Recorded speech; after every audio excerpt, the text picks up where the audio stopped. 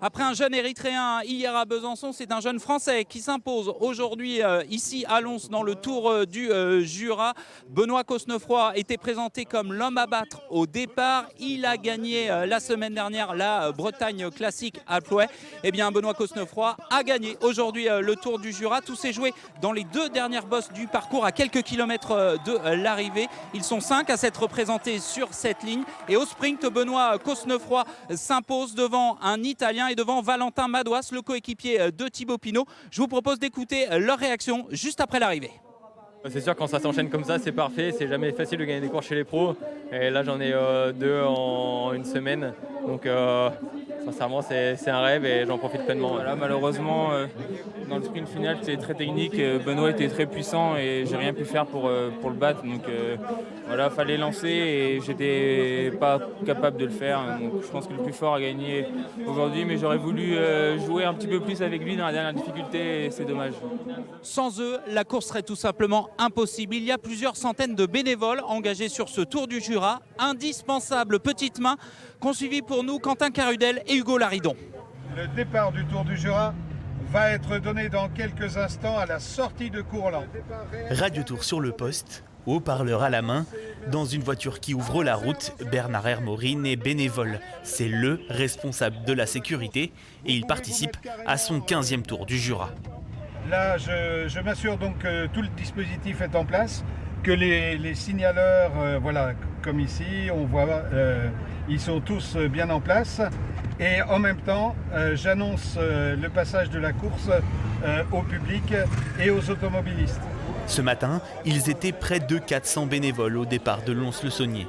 250 uniquement assignés à la sécurité des coureurs. Ouais, ça fait déjà des semaines qu'on prépare, qu'on flèche les parcours. C'est des conneries, tu vois. Il y a beaucoup de boulot. C'est intéressant, on voit plein de monde. Dans le Tour de France, on les voit pas. Tandis que là, on va vers eux, ils sont sympas, on prend des photos, des autographes, ils nous donnent des bidons, et voilà. Il faut alors donner les dernières indications et s'assurer que tout le monde est prêt avant une dernière réunion pour rappeler les consignes. S'ils peuvent passer des deux côtés, vous tenez le drapeau au-dessus de la tête et vous balancez comme ça.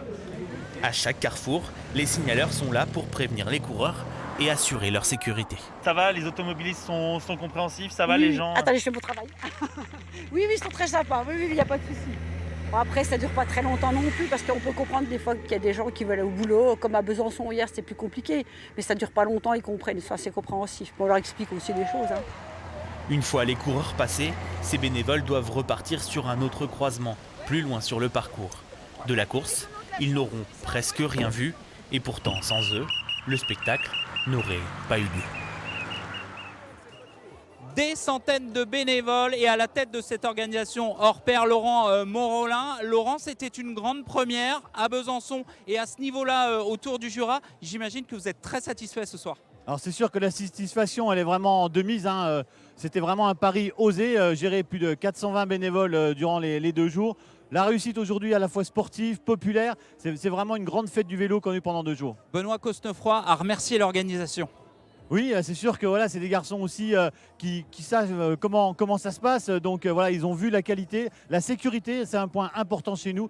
Et je crois que voilà, les coureurs le reconnaissent aussi. On remet ça l'an prochain ?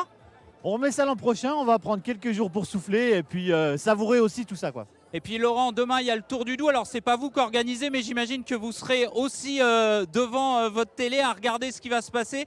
C'est le VC Morteau Montbenoît qui organise. Le départ est à Morteau à 11h45 et évidemment ce sera à suivre sur France 3 Franche-Comté.